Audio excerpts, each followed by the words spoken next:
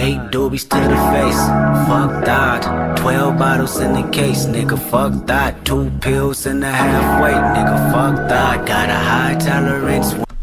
Alright guys, I'm going to make this video quick and easy talking about Tomb Raider, the definitive version on the Xbox One, the PS4, and why 60 frames per second and 30 frames per second does not matter in regards to Tomb Raider, the definitive version. Now, before I get started, there are a lot of people, Broken Games HD, Hard 8 Times, and a few other people that I watch on the regular did a video talking about this and was pretty much saying that the PS4 has more power than the Xbox One. Now, in some regards, that may be true, but you can't judge that just based on the Tomb Raider definitive version and the fact that the PS4, first of all, the PS4 version of Tomb Raider isn't constantly running 60 frames per second. That game is too open world. There's too much going on to smoothly run at 60 frames per second throughout the game, considering how long that game is as well. And the Xbox One, for the record, is not going to be constantly run at 30 frames per second, as they stated in their videos. With the Xbox One version, it can go as high as 45 frames, and it can also go below 30 frames. So it's not a consistent value on the Xbox One.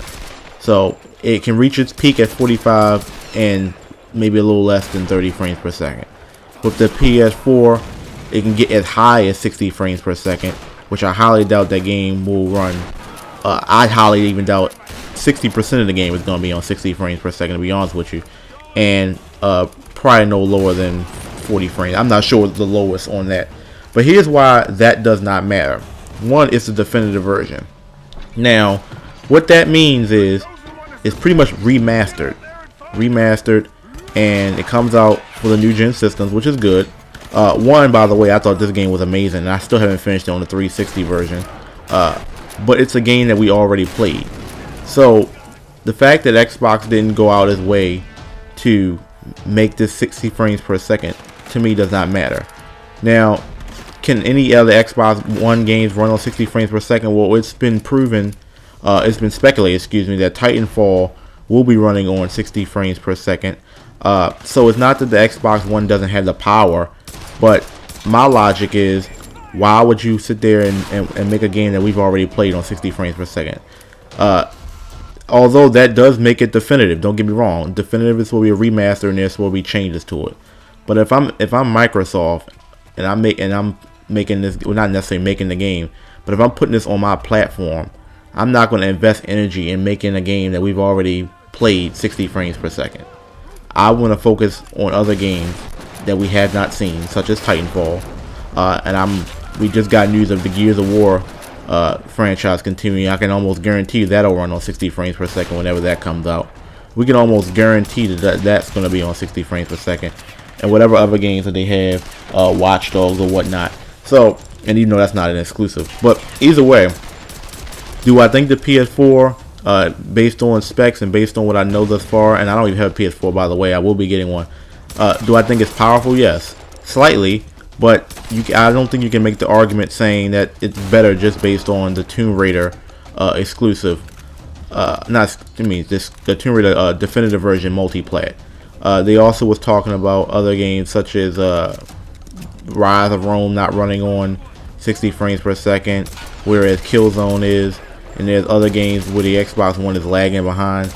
We're still early on in this these new gen consoles lifespan, so let's hold off a little bit on the PS4 being tremendously more powerful, especially when it comes to the frame rate of games, when the Xbox One hasn't even delivered shit. Neither console has really delivered a whole bunch of games. It's still early on.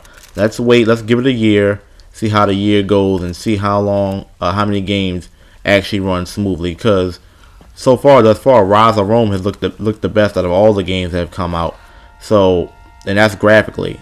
Now as far as frames, it was a little choppy, but graphically it looked good. So the Xbox does have the power. Of course, Crytek had a part in that. Has the ability to make the games look very beautiful. And even though it's only on 720p, Rise of Rome looked very good. It even looked better than the 1080p games on the PS4. So before we get into that, let's calm down and give it a little bit of time before we start saying that this drastically has more power and that the lifespan of the Xbox One is going to drastically die out faster because of, you know, 3 months of proof. You see what I'm saying? So wait till some of these exclusives come out, you know, Destiny, the next Halo or whatnot, and let's see how they run, and we'll compare the two. But I do agree that the PS4 has a longer lifespan. Like I said, let's wait a little bit before we get into that. So remember to comment, rate, subscribe to this video. Thanks guys, and got more videos coming soon. It's your boy Retro. Peace. Tired of living